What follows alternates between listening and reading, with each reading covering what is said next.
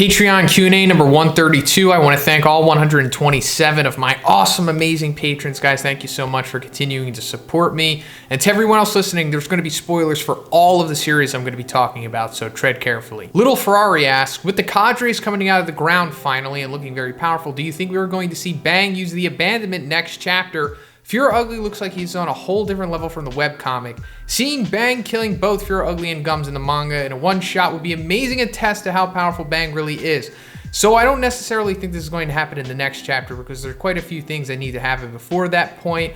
Like, we need to resolve what's going on with Genos and Drive Knight right now, and I think Drive Knight's eventually going to peace out of there and go do his own thing since he got what he ultimately wanted, which was the Orochi cells. And then I guess we need to go through the sequence where Psychos is going to trap Tatsumaki and like send her into the ground, and then Fear Ugly is going to have some more moments, you know, pouncing on her. Again, like I always say in my newest videos, there's two completely different continuities between the manga and the webcomic at this point. So anything could really happen and multiple things can change, such as everything I just talked about.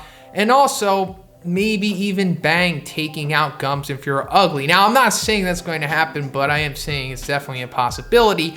I certainly hope that doesn't happen. One of my favorite moments in all of One Punch Man is when Bang used the abandonment and one-shots both of them. It's incredible. Just one of my favorite moments in any manga or webcomic, whatever there is. But there's just so many unknowns right now that could possibly change. Now, why would it change? Well, because Silver Fang is taking out two cadres and there's not really, I guess, enough to go around for everyone at this point, right? Especially now that there's more characters on the board than there was originally in the webcomic. And don't forget, Metal Bat still has to show up, and I'm assuming that he's going to have a big moment. And I wouldn't be surprised that maybe one and Murata have decided to maybe share the cadre defeats or deaths to the other S-Class heroes, meaning that maybe Metal Bat takes out Gums or, you know, Fear Ugly, and maybe Silver Fang just takes out one of them. But if I were to just put money on it, I would say that they're probably going to keep that the same, considering that, like I said, it's such an incredible moment,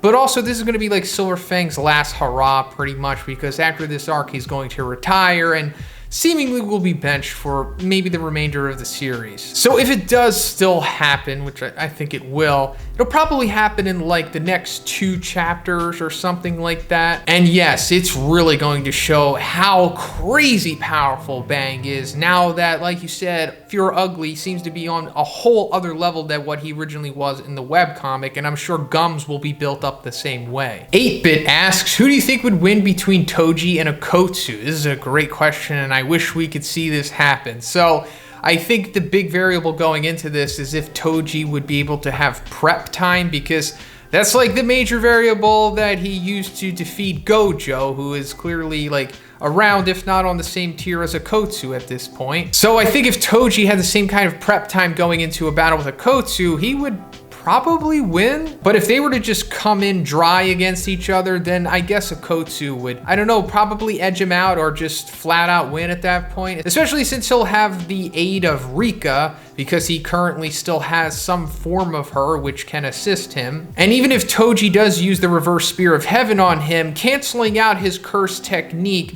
wouldn't really do much because Toji himself doesn't have one, so they're essentially just canceling each other out regardless. But Okotsu's immense amount of cursed energy, which he said is more than Gojo's, would maybe match Toji on his own, you know, crazy heavenly restricted physicality. It's hard to say, but prep time Toji for sure. But just, you know, straight up dry battle, probably Okotsu. Boxsteam asks, what do you think about an interaction between Blast and Homeless Emperor later on in the manga? Blast seems to have some sort of conflict with God, and considering Homeless Emperor is connected to God, do you think Blast will come in the last minute to stop him before he wipes out the S-Class heroes? It's possible, I'll say, because, you know, the manga is changing so much from the webcomic, but I personally don't think it's likely that that will happen. I do think the original storyline will play out here, with Homeless Emperor having his moments and looking good, and there will be some new moments for sure, but I think it will ultimately end the same way, with Zombie Man taking him down and, you know, asking him about God, and then God eventually using his confiscation and just killing Homeless Emperor before he can reveal too much. If we do see Blast again in this arc, it will just be him explaining how he saved Child Emperor and then dropping off Saitama, Flash, and Minako, and then he's going to peace out. I highly doubt he's going to interact with Homeless Emperor. But again, I could be wrong. Delamante asks, do you think Gojo is the strongest sorcerer or curse to ever live besides Sukuna, especially considering the hype of the Heian era?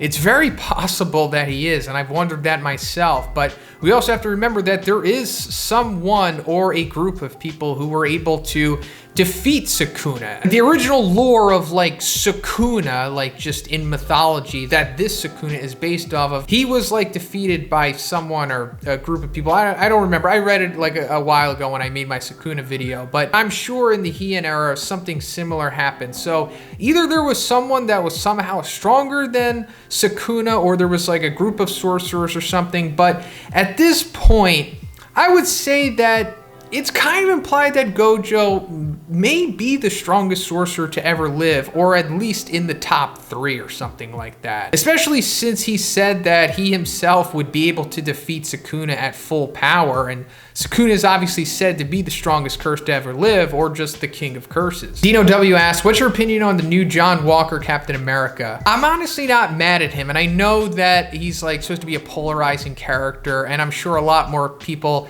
dislike him than do like him, but I like the way they're setting him up because he's not like a villain. He's trying to do the right thing, and for the most part, at least everything that's been revealed, he seems like a good guy. But he's also not like unrealistically altruistic. Like he does have a breaking point. And then when he realizes that like when Sam and Bucky are not on his side, he's like, okay, you're not with me? Well, then just don't get in my way. That doesn't necessarily mean that he's like a bad guy. It just means that like, hey, you don't like me? Fine. I don't want you to like me anymore. For your second question, are there any characters from the webcomic that you would like to see come into play to help fight the cadres and awaken Garo?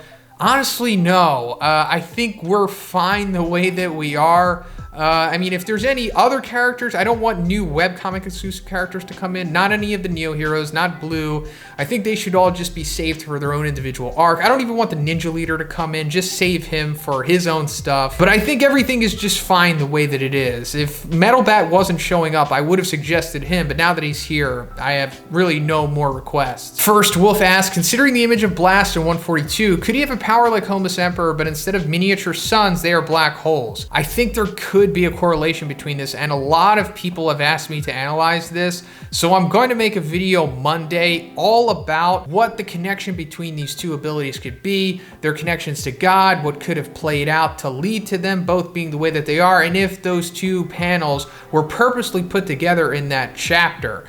So yeah, on Monday, I'll go way more into this. Freddy A asks, favorite anime intro music-wise? So I would have to say my favorite anime intro music is probably, I think it's the second intro to Death Note. It's called What's Up People by Maximum the Hormone. That's just an amazing song and still holds up to this day. Other than that, I really like the first Guyver intro, like the Guyver from, I think it's like from the late 80s or something.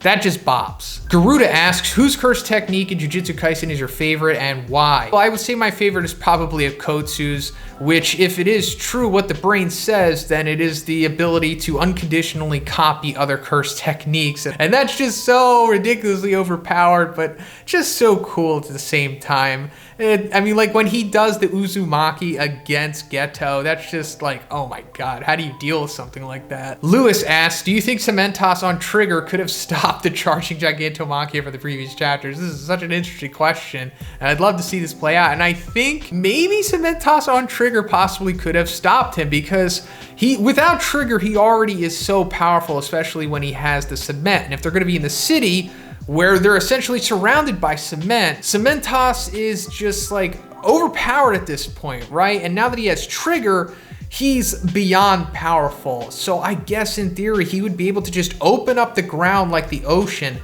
and just literally swallow Gigantomachia inside of it. So yeah, I guess he could stop him in theory. Second question, how do you think a match between Silver Fang versus Peak Red Garo using the Cross Fang Dragon Slayer fist would go down? So I can't say for sure in the manga because we haven't gotten to that sequence yet to really analyze both of these characters. But if we're going by webcomic standards, what I consider Peak Red Garo to be is the Garo that like fights Golden S and Black S, right? So he was able to, it's implied, vaporize Black S with like a Shoryuken, right? And Silver Fang using the abandonment, I guess wasn't able to, or at least it didn't seem that way in the webcomic. It was made more clear that Garo was the one who was like vaporizing the Black S clones, rather than Silver Fang, who was just kind of destroying them but not taking them out completely. So I guess that means that Garo was at least physically stronger than him. Still not sure who's more skilled between the two, but I don't know, I put my money on Red Garo at this point, but it wouldn't be easy. It would be super competitive. Way more competitive than their fight in Chapter 84. Mr.Awsome asks, if you could ask any question to a random citizen of any anime world, what world and what question would you select? So I go to the One Piece world,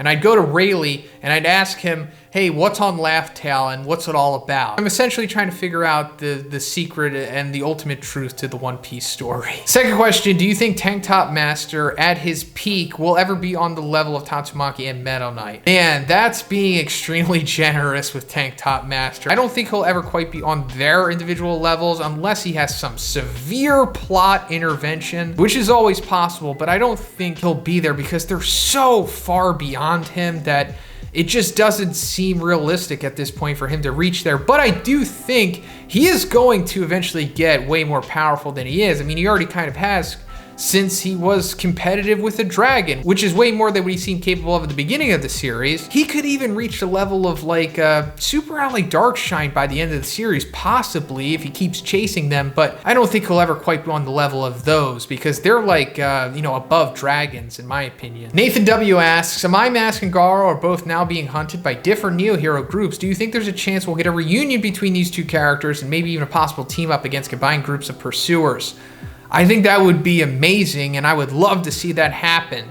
There's just so many unknowns right now in the webcomic that I guess it is very possible, but first we just need to figure out what's going on with the My Mask, and then maybe we could draw a better theory of how to connect the two characters, because at this point there's no reason for them to meet up, you know what I mean? So until we get further updates on them, I'm just really not sure where they're headed or if they'll ever meet, but I personally would love to see this. Professor asks, why do you think Garo was unable to break his limiter during the fight with Saitama? So I think you mean remove his limiter. So I guess at this point, it's implied, at least in the webcomic, that Awakened Garo is Garo breaking his limiter, not removing it the way that Saitama did. Now, everybody has their own different opinion and theory on what's happening here because it's never fully explained. The last time the limiter in relation to Garo is ever mentioned is when he grabs Super Ally Darkshine's fist, and it says Garo's limiter seems to be breaking.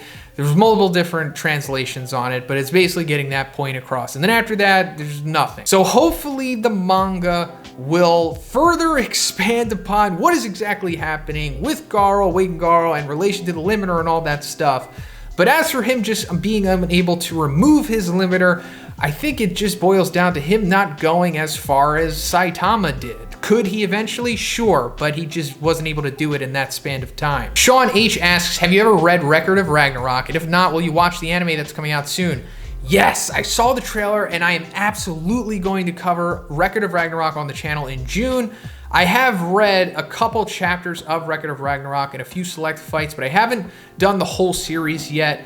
A few weeks out from the debut of the anime, I will read the entire series and then, you know, we'll go from there. Snowpeas asks, what's your favorite DC movie? Gotta be The Dark Knight, right? I think that's just straight up one of the best movies ever made, in my opinion. And I guess, I mean, that absolutely counts as a DC movie, but like DCEU, if you're looking more into that, I think the new Snyder cut of the Justice League, it would be right up there. Steven asks, did you watch Fire Force? I couldn't make it past the cringy fan service.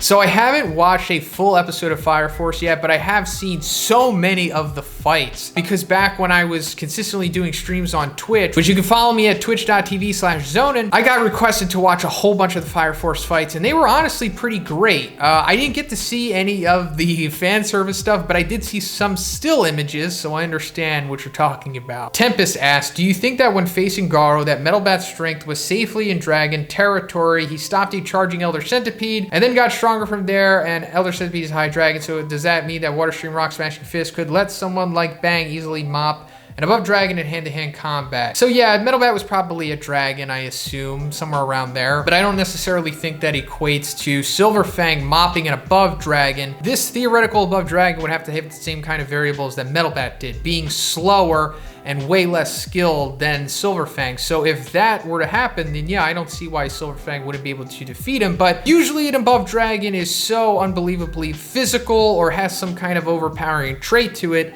that the Mortar String Rock Smashing Fist wouldn't really matter if they were at such a discrepancy in power. At least that's just how it seems right now. Like take for example, like released Boros. He's obviously not as skilled as Bang, but there's no way Bang would realistically be able to defeat him in my opinion. Wolffire54 asks, why do you think Murata and 1 decided to have Suiko be a part of the manga in the story so early?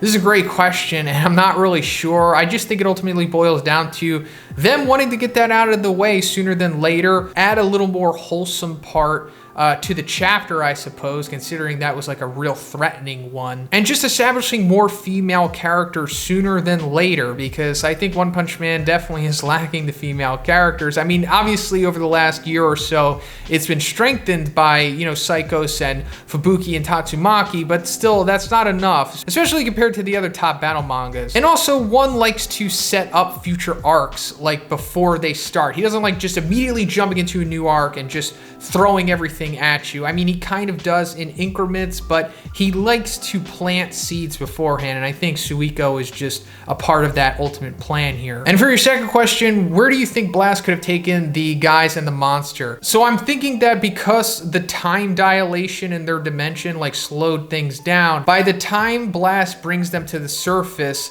so much time will have elapsed to the point of where I guess it will be where like Awakened Garo is there. So I think he's ultimately just going to take them to the surface, but maybe like, you know, far enough away to where they're not going to witness Blast bringing them there. And then, you know, that will give time for just Flash to like run over to Awakened Garo before like Saitama and Blast do or something like that. I mean, I think ultimately Blast is just going to leave, but you know, we know that Flash is going to fight Awakened Garo before Saitama does, so it's probably going to happen like that. Zapphod B asks, what if Blast did not show up to stop Saitama and Flash from making a request to the cube? Would Saitama ask for a challenge? What would Flash ask for? I don't think Flash and Saitama would ask for anything, but Saitama would probably challenge God because he was about to, right? It seemed like he was ready to go because he thought that God was the Monster King, and Saitama wanted a challenge from the Monster King this whole time. So maybe God would have done something to initiate some kind of fight with Saitama,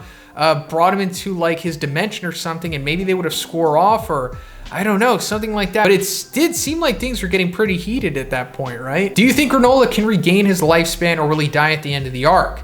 So in theory, I guess he could regain his lifespan if he finds another set of Dragon Balls. Like if he goes to Namek or Earth or something and he gets those Dragon Balls, then I guess he could cheat the system.